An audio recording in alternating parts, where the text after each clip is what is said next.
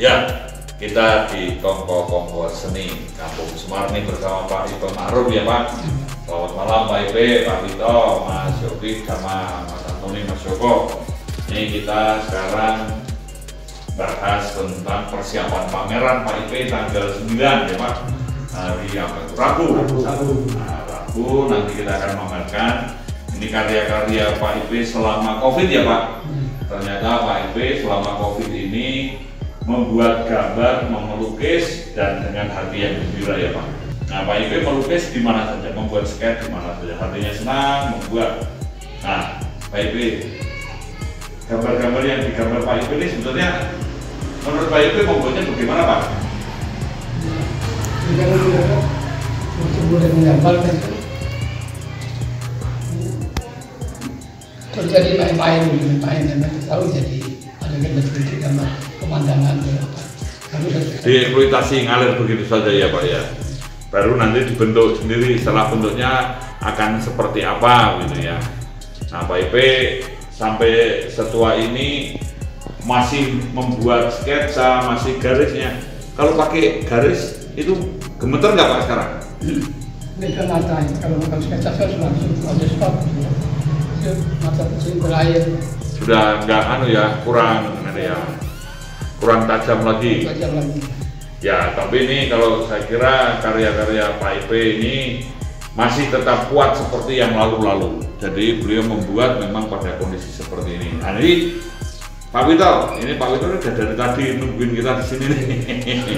Nah, Pak Vito ceritakan selama tadi bincang-bincang dengan Pak Ipe sebelum kita datang.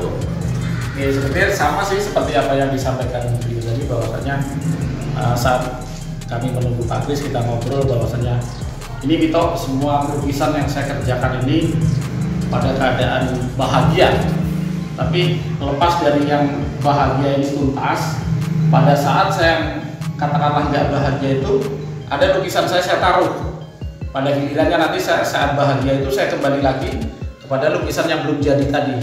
Akhirnya lukisan yang diproses pada saat gembira berhenti itu diteruskan kembali dan akhirnya lukisan itu menjadi selesai. Kira-kira itu. Terus lebih daripada itu bicara teknik ternyata beliau eksplor terus, mengeksplor. Terkadang seperti tadi beliau sampaikan menaruh cat bebas di lantai, dicampur beberapa media yang lain, lantas kertas itu ditempel sehingga digosok-gosok gitu ya, digerakkan kertas itu sehingga saat diangkat kertasnya ada efek gitu ya. Ya, ada efek menjadi sebuah karya yang benar-benar natural, baru dibentuklah seperti pepohonan, sketsa dan lain-lain seperti itu. Jadi mengikuti aliran jiwanya kemana begitu ya Pak ya. Kira-kira seperti itu. Nah ini Mas Antoni kan juga lihat terus ya Pak Ipe sering datang diskusi. Pak, pendapatnya gimana? Saya tadi dapat salah satu ilmu dari Pak Ipe. Jadi Pak Ipe ngomong gini, seperti kayak spontanitas itu membentuk suatu bidang.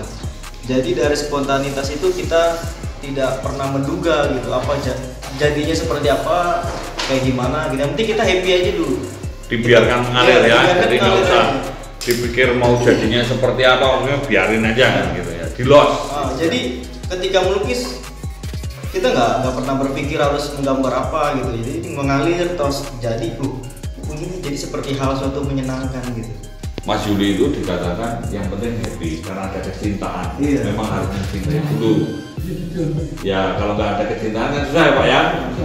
Nah dari dalam situ, nah ini Mas Yopi, karena Mas Yopi ini pendapatnya, kesannya apa yang bisa disampaikan monggo? Kesannya selama ini Pak Ipe terus berkarya dan ada suatu keinginan dan kerinduan dia untuk berkarya secara on the spot. Ingin terus on the spot ya, walaupun pada karena karya-karya yang dikerjakan di sini beliau juga kurang puas karena ini cuma hafalan-hafalan saja. Dan beliau hanya mengimplementasi ya Pak ya. Baru merasa sebuah karya itu terjadi ketika harus melihat langsung. Tapi sebetulnya kan kekuatan memori ini juga bisa, tidak hanya shot ya, tapi kan memang salah satu kekuatan Pak Ipe ini kan juga memorinya kuat, masih punya ingatan yang kuat untuk bisa mengeksploitasi lagi. Nah, ini Mas Joko silakan untuk membuat interpretasi dan apresiasi atas karya Pak IP. Baik, yang jelas Pak IP ini berkarya ya sesuai dengan tema yang akan diangkat, ya Jalan Sunyi Sang Maestro. Jadi ini kita bukannya mendoakan Pak IP menjadi seorang yang kesepian, bukan ya. Akan tetapi memang Pak IP berkarya itu memang dari hati yang paling dalam ya. Pak IP sering berpesan sama saya, guru yang terbaik ada di dalam. Pak IP setiap ketemu saya pasti mencanangkan itu ya. Betul, jadi memang itu terasa sekali bahwa ketika Pak IP berkarya itu, Pak IP berkarya di dalam diri ya.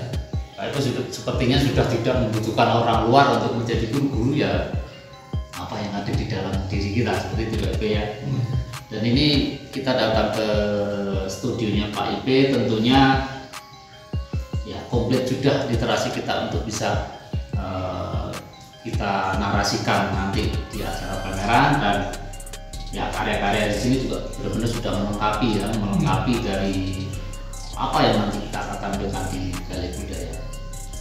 Ya, nah ini kan kita juga berarti melihat situasi seperti ini.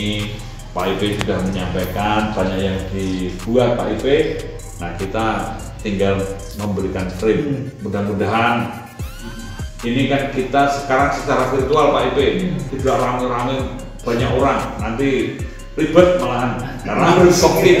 Nah, tapi secara virtual nanti di film akan di-share kemana-mana. Semua orang bisa melihat, semua orang bisa tetap ada sampai kapanpun. Jadi kita membuat suatu keabadian. Jadi memang Pak IP sudah menorehkan tinta emas di dalam sejarah seni rupa Indonesia, di dalam perjalanannya. Nah, mudah-mudahan ini menjadi catatan sejarah Pak. Kita ini membuat yang muda-muda ini membuat suatu catatan sejarah buat Pak IP. Nah, Pak IP ada pesan apa Pak? Monggo silakan. Pesan buat kami Pak. Saya sih belajar itu tidak berhenti.